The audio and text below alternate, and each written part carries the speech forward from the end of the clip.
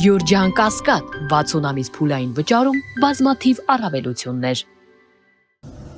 Հաջորդացի Աննա Միքայելյան։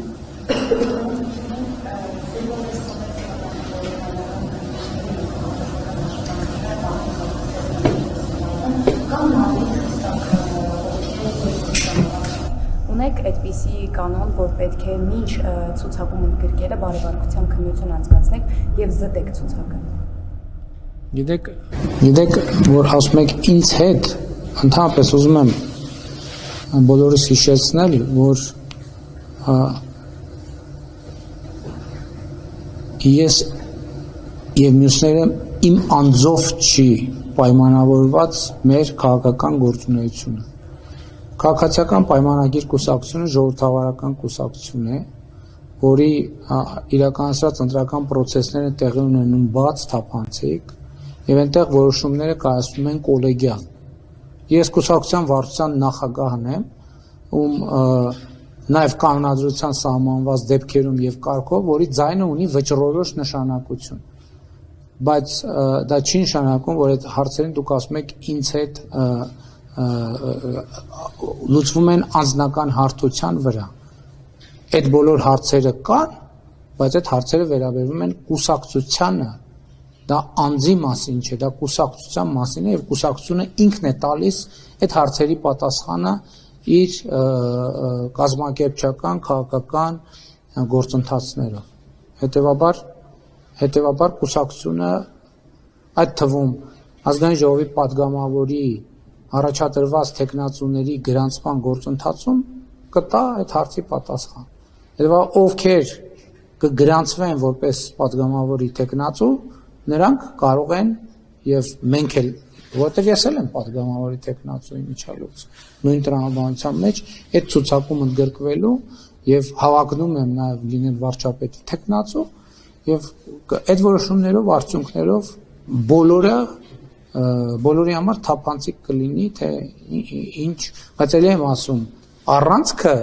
process-ի, անձը չի առանցքը process-ի կուսակցությունն է եւ շատ կարեւոր է, որ գաղափարախոսությունն է,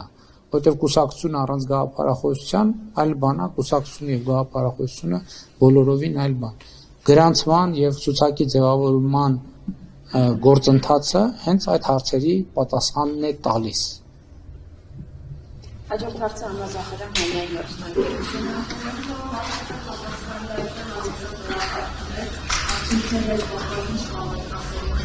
Շատ է կարևորում ու կանոնացնեք։ Շատ կարևորում եմ, որ Հայաստանի եւ Ղազախստանի միջև հարաբերությունները զարգացան եւ հասան ռազմավարական գործընկերության կետին, եւ այդ ռազմավարական գործընկերությունը ունեցավ նաեւ շատ կոնկրետ արտահայտություններ, որոնց մի մասը մի փոքր անսպասելի էր, եւ նաեւ այն, որ մենք հիմա նաեւ երկաթուղային կապի հնարավորություն ունենք Ղազախստանի հետ, մեր հնարավորությունները իհարկե ընդլայնում են առաջիկայում, մենք պայմանավորել ենք, որ տնտեսվարողների պատվիրակություն կմեկնի հայաստանյան Ղազախստան, որպեսզի տեսնեն, թե ինչ ուղղություններով է, որ փոխգործակցությունը տնտեսական հնարավոր է խորացնել, ինչու եմ հատկապես տնտեսականը ընդգծում, որովհետև քաղաքական երկխոսությունը եղել է բարձր մակարդակի եւ կա բարձր մակարդակի ակնհայտորեն, հակառակ դեպքում հարաբերությունները ռազմավարականի մակարդակի չէին հասնի։ Հիշում եք, որ նախորդ տարի Ղազախստանի նախագահը պաշտոնական այց ունեցավ Հայաստանի Հանրապետությունը, այս տարի ես պաշտոնական այցով մեկնեցի, մեր հարաբերությունները դինամիկ զարգանում են եւ հեռանկարային են, որովհետեւ Ղազախստանը նաեւ հատուկ հետաքրքրություն է ցուցաբերում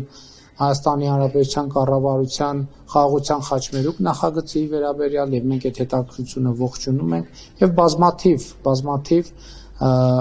հարցեր կան, որոնք վերաբերվում են